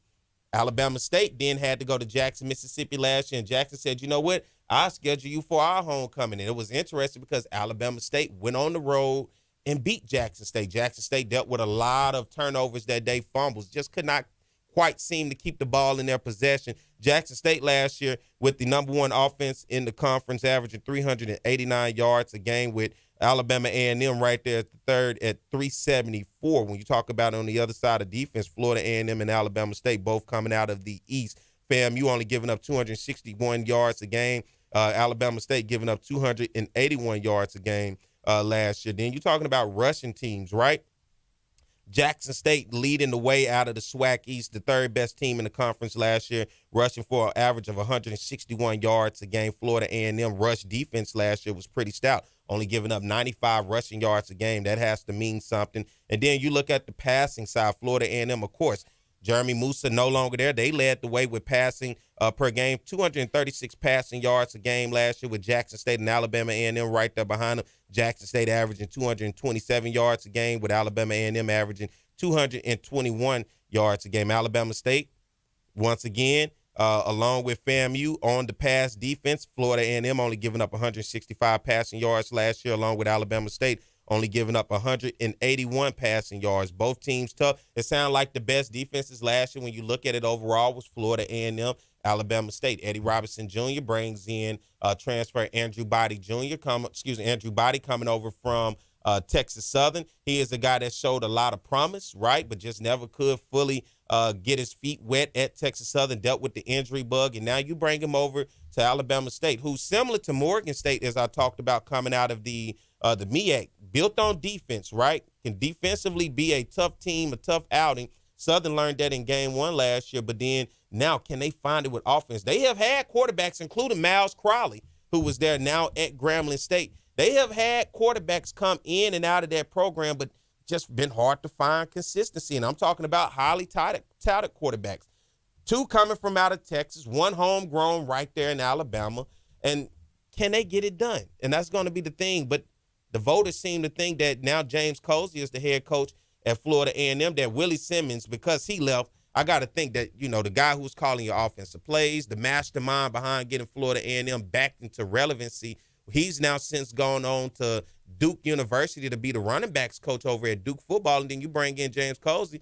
Can he continue to keep that going? And that's always tough for a coach that has to come in behind a coach who has built a program and obviously won a Celebration Bowl in the Black College National Champion. That can he come in and keep that consistency going of winning? That's going to be the question mark. But I think when you look at Eddie Robertson, when you only lost one game last year in the division, and it was to Florida A&M, you have dominated Alabama A&M, and you went on the road to Jackson with Jackson having to come to you this year. I think it sets up for people to pick you, especially along with Andrew Body and having those guys with that sound defense, to say Alabama State seems to be the team to beat out the East. Well, we are – wait, I'm sorry. Oh, no, I was just going to say before we end this and kind of cut to commercial break, I think we are looking forward to seeing what the East can bring, seeing what Jackson State does. It's a new day, clearly, a new era for them. TC Taylor. Yeah, we're looking forward to seeing what they do over there on the East. And I'm always going to be looking at Bethune-Cookman and FAMU just because I got friends and family over there. The Florida schools. So never count them out. Never count them out. And I'm looking forward to seeing what they can do, especially FAMU, just because they trying to get their rivalry going with somebody out here in this SWAC. And we're going to learn about FAMU early because they have that MEAC SWAC challenge game against Norfolk State. And we're going to learn about Alabama State early because of the Orange Blossom Classic. They're going to be taking on North Carolina Central. So you're going to have the top team coming out of the SWAC East and potentially who's everybody already picked to pretty much win the SWAC in Alabama State taking on North Carolina Central, who's everybody in that conference has picked to win. So you're going to have a early look at these two great teams along with FAMU. Can they bring in and continue that tradition of winning against Norfolk State and Dawson Odoms, who's looking to build that tradition of winning. So some great football early. We'll learn about some football teams in week 1 and week 0. So, hey, we're going to get ready to take a break. We're going to come back. We're going to talk about the SWAC West. Brandy's going to give you the SWAC West predicted order of finish, and we'll give you some updates about what that's looking like. So y'all stay tuned. We'll be back more to Jaguar Journal. It's On the Yard Sports, and I'm Perry White, and what I need for you to do is go follow and subscribe to our YouTube, Facebook, Instagram, as well as Twitter right now. For the first time in the 79-year history of the Southwestern Athletic Conference Elite Championship game determines the overall champion today. Live from Legion Field in Birmingham, Alabama, it's the champions of the East, Jackson State, taking on Southern, the champs from the West. Hello, everybody. George Johnson along with Charles Mann. And I got to tell you, a great poet once said this is the way it's supposed to be. And it is. Number 11 Southern taking on number 15 Jackson State. Both programs have won 3 SWAC titles over the decade. So it's only fitting in the first SWAC championship game we determine the program of the decade. We've got a lot of offense out on the field. And yet this guy right here, he's going to tell you this game's all about D. It's always all about D, George. You know that. Always all about D. An all-pro defensive end is going to tell you that. When you think about Jackson State, this is a team that is very potent offensively, but defensively they've led the SWAC throughout most of the year, and they've got the best player in defense in the SWAC, and that's Tommy Head. Tommy Head. Get used to saying that name. You'll say it all day. He'll be all over the field. He's always around the football. He's the leading tackler on this team. He also has 5.5 sacks. At one point this year, Southern led the nation in scoring defense. Then they ran into Florida A&M. They've got a lot of guys out there that can get it done, but at the top of the list is DeMarcus Miller. DeMarcus Miller, the linebacker coach, Terrence Graves, told me there's one word to describe this kid, and that is relentless. He's only 5'10", 285 pounds. He makes a lot of plays, though. Relentless, appropriate word for our third member of the broadcast team, and that's Joe Clare, who's standing by down on the sideline. Joe? Yes, indeed. I'm down here on the field capturing all the pageantry and revelry that is black college football. Birmingham, Alabama is a lovely city. This is the inaugural SWAC championship in their city, so they came out to have a good time. I will be covering the bands, the cheerleaders, shout-outs, all of that kind of stuff. Back to you guys up top. All right, thank you very much, Joe. You know, earlier this year, Southern beat Jackson State, their 4th straight win over the Tigers. But what's most impressive about Southern, they haven't lost a conference game in 25 outings. They put it on the line against Jackson State. We look at the starting lineups brought to you by Western Union Money Transfer, the fastest way to send money worldwide. You saw the backs. Here's your offensive line. Damon Nivens is a first-team All-SWAC member. Defensively, there's your starting lineups for Jackson State's defense. Chandler, Tommy Head, Edward Reese, pretty good middle linebacker. Rashard Anderson is a professional prospect, and they say he will be in the NFL next year. It is your starting lineup, brought to you by Western Union. Mark Washington is your quarterback. Destry Wright, the all-time leading rusher in school history, is the tailback. Jeremiah Todd. All right, we're back. It is the Jaguar Journal. Good morning to everybody. Hope you guys are enjoying today's show as we're giving you a breakdown of MEAC Media Day. We talked about that in the first hour, and now we're talking about SWAC Media Day. I know it was a couple weeks ago, but we've been rocking and rolling, having other things going on here in the studio. And if you guys missed the interviews last week, go back and watch those interviews on our Jaguar Journal YouTube channel as well as our Facebook page. We had all of the All-SWAC selections right here in the studio. Kendrick Grimes, first-team All-SWAC running back. Joshua Trash Jr., he's the center, getting that second-team look on our All-SWAC selection right here in the studio, and as well as Derek Williams right there out of Miami, Florida, coming up as the linebacker for Southern. Had those guys in. And then the great Nate the Great was able to be here in the studio and having Nate the Great Harris having the conversation with him and talking about his days in the late 80s coming into the early 90s and the phenom that he was at Southern University as the quarterback. So if you want to go back and watch those, man, great interviews and great insight for the program now and what the program was in the past. Now let's talk about the program of the future, right, with any of these coaches. A lot of turnaround in the SWAC, particularly in the SWAC West. And you're looking at new coaches taking over programs, and you're looking at where is this thing going to go in predicted order of finish. And in the SWAC West, at SWAC Media Day, they dropped the list. And Brandi, what does that list look like? We've got our predicted 6 finish in the West Division, Texas Southern coming in at 6. Then at 5, Arkansas Pine Bluff. And then at 4, the Southern University Jaguars. And coming up right ahead of them, predicted to come up right ahead of them. Anything can happen, right? In 3rd, Grambling State University. And then coming up ahead of them in 2nd place, Prairie View A&M. And in 1st place, predicted, Alcorn State. Interesting when you look at Prairie View and Alcorn. Prairie View has had Alcorn's number here lately. It's been tough for them. But Alcorn with Cedric Thomas is the new head coach over there. He was the defensive coordinator last year, takes over the program. Hey, Fred McNair is in Baton Rouge. You know, who would ever thought? Last time I saw Coach McNair, I was in the field house, and he was coming out of the coach's office, and he was Southern down. And every time I said, Coach, I never thought I'd see the day. I never thought I'd see the day. He said, hey, man, anything's possible. It's a business, and I understand that. Let's look at the SWAC West and last year's finish of all these teams, right? UAPB, Arkansas Pine Bluff, as they like to call them, right there at the bottom. That's my mom's alma mater, my neck of the woods up there in Pine Bluff, Arkansas. Finished 1-7 in conference play, 2-9 overall on the season. They ended the season, at least on a high note, with a victory on the road against Texas Southern, which was very big. They were getting whooped in that game and came back and won that game with it was something out of a video game, the type of plays and the way that the momentum shifted for them. They were able to end the season on a high note, get their first conference victory and only conference victory of the season on the last game last year. That team was Texas Southern, who they got it against. Texas Southern finished the season at 2-6, 3-8 overall. We saw Texas Southern firsthand come to Baton Rouge and really give Southern a tough time. It took Southern overtime to get past Texas Southern, but Texas Southern was right there near the bottom, finished 2-6, 3-8 overall. Grambling State Tigers, Hugh Jackson, of course, Grambling since moved on from Hugh being the head coach. They bring in Coach Mickey Joseph, but nonetheless, last year the Tigers finished 4-4, 5-6 overall. They had promise early in the season and kind of ran out of gas as the year went on, but Miles Crawley as the quarterback still was a bright spot for them over at Grambling.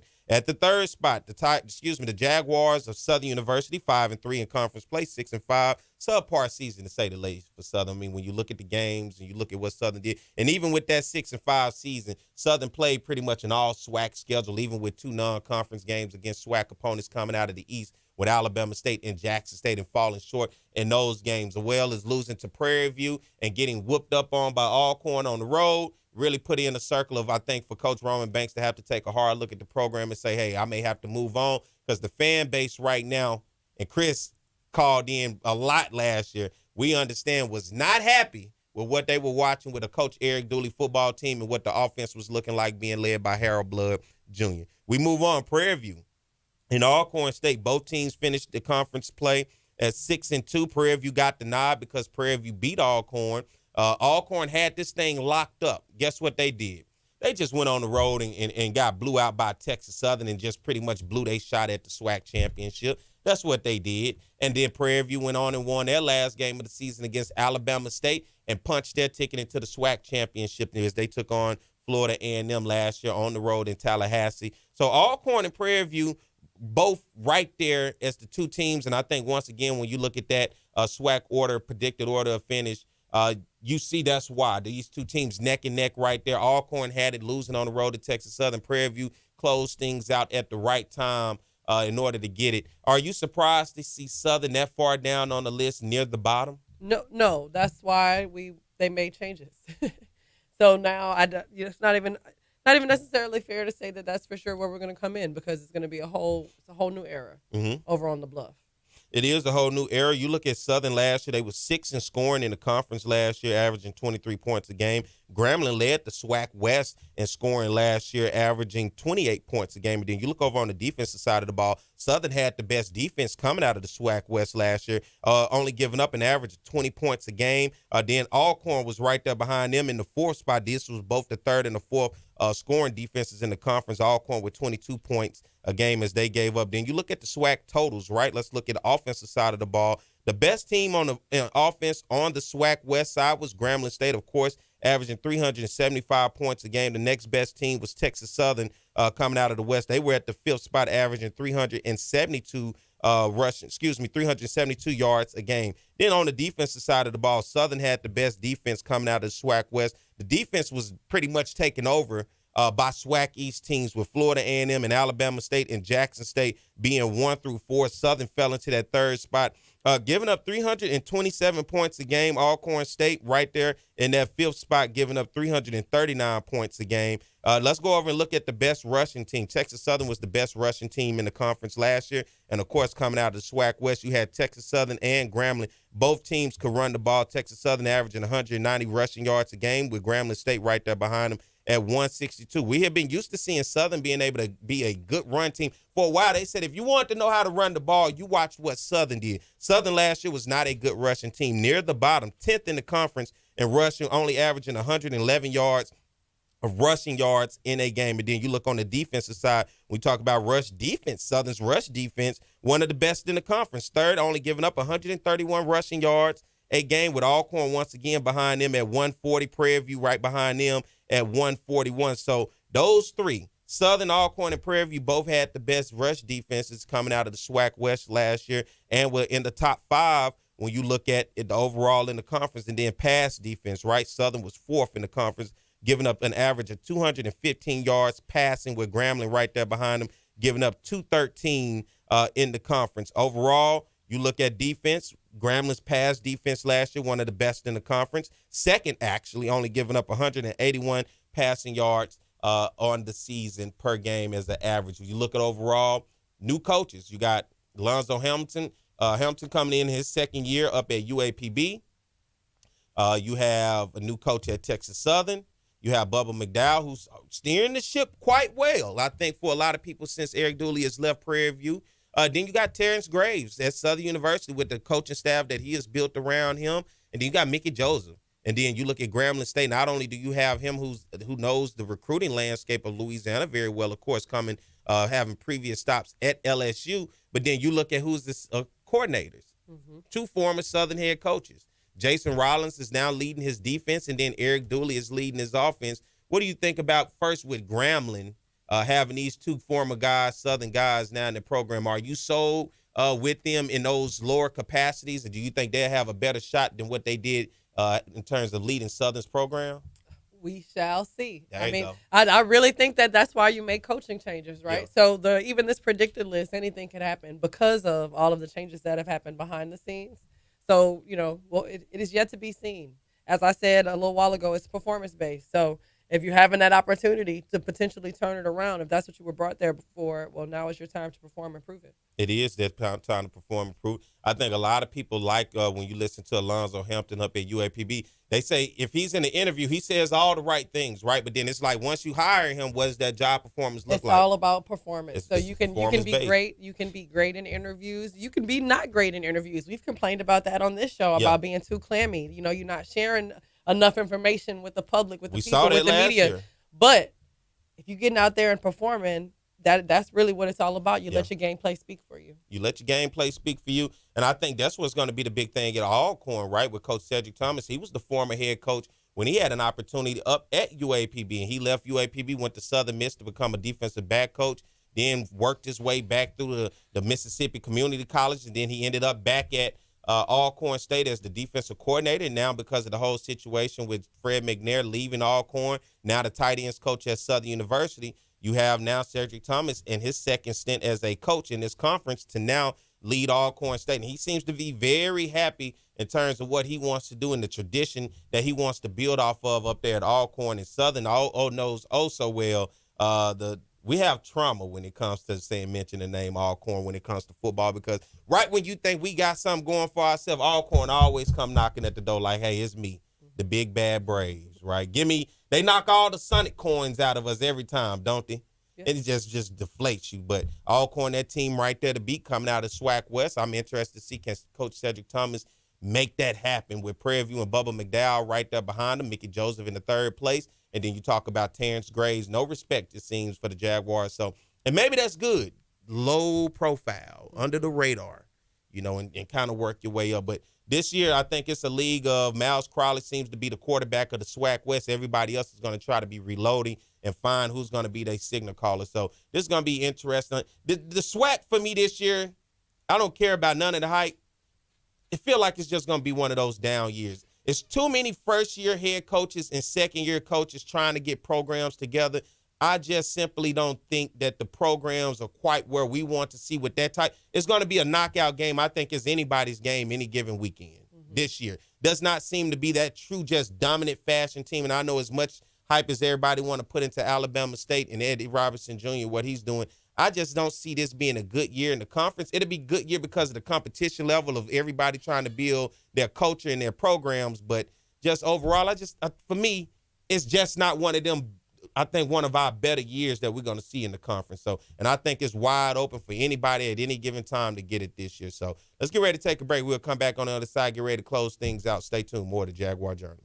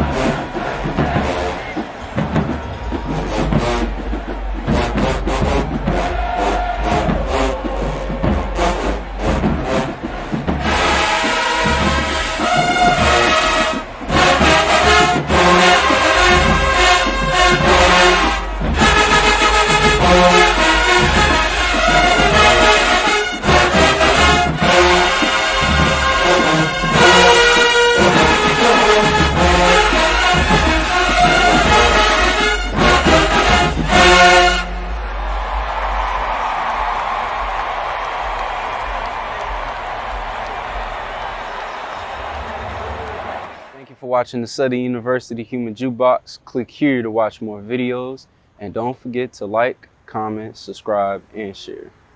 What's going on, everybody? I am Perry White. I'm the host of the Jaguar Journal. I want to make sure that you guys tune in live each and every Saturday morning from 7 a.m. to 9 a.m. on 107.3 FM. We also have our affiliates in Alexandria, Louisiana, as well as down in New Orleans. And if you're not able to catch us on radio live, you can subscribe to our YouTube channel as well as follow us on Facebook. It's the Jaguar Journal.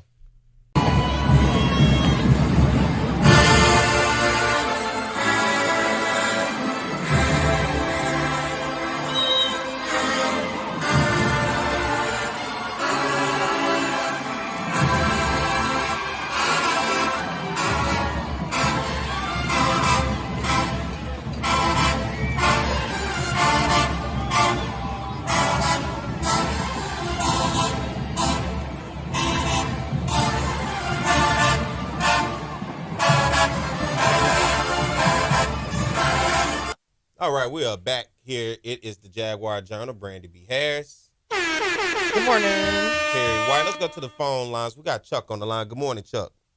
Hello, you three. How are you all doing?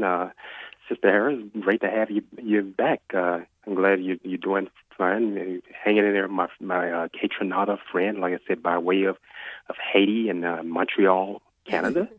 Yes. My reason for calling you all were just talking about Delaware State earlier. What people don't know, Delaware State used to have a football legacy. It all started going back to the late 70s, early 80s under a guy named Joe Przicki, who's white. There's a book out about him and Nelson Townsend name. Nelson name is Townsend and Polish Prince. What happened, his story is just like Jay Hobson at Alcorn. And when he came in, he built that program.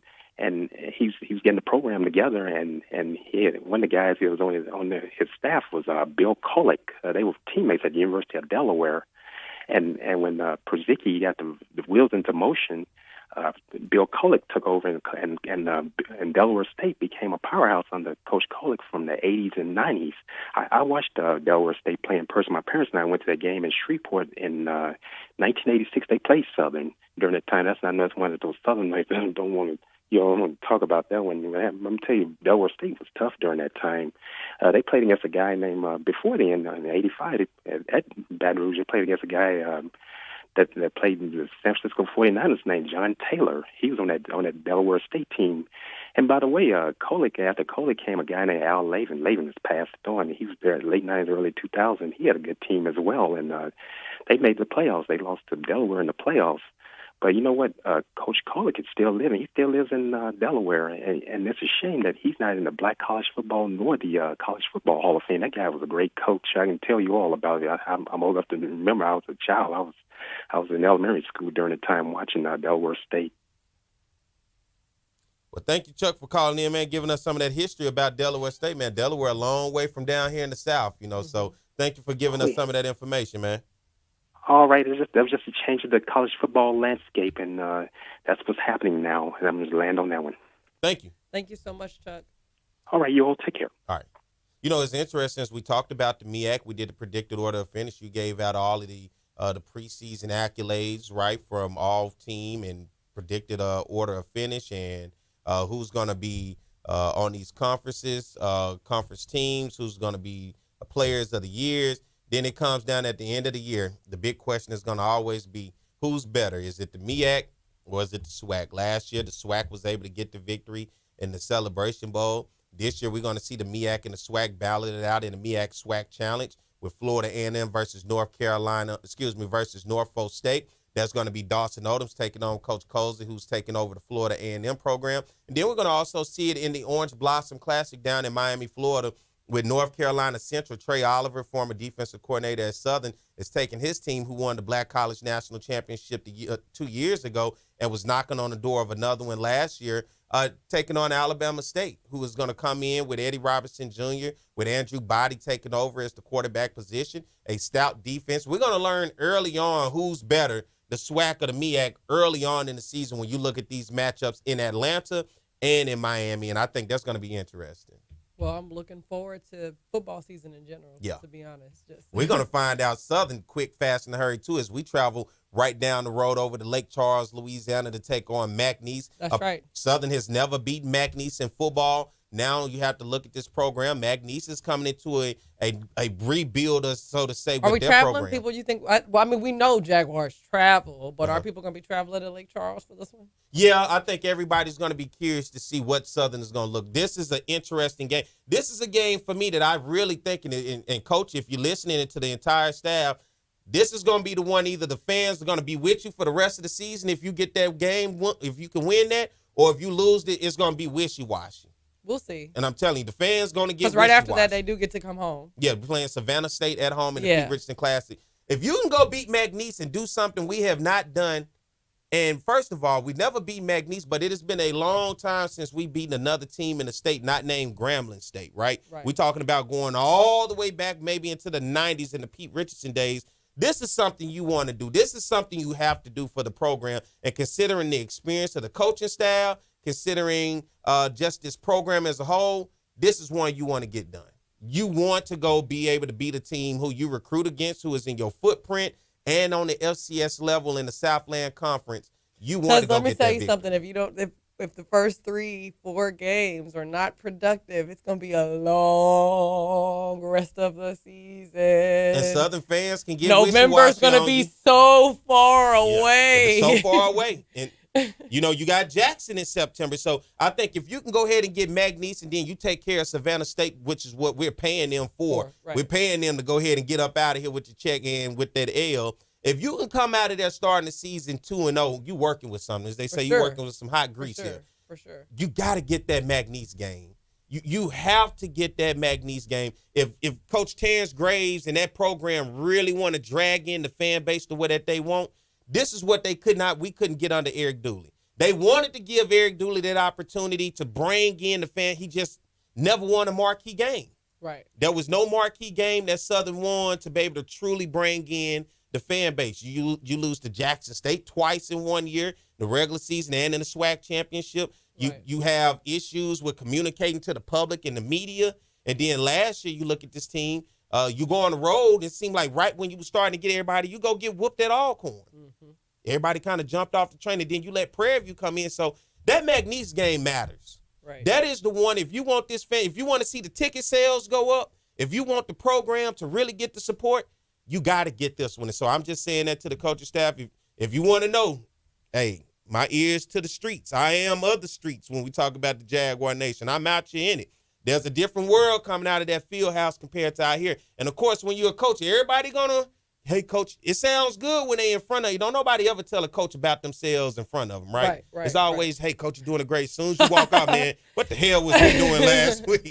You know, so, yeah, it sounds good with everybody in front of you. But for real, you got to get that win. And what we call this season, it's the what? Get back. It's the get back tour.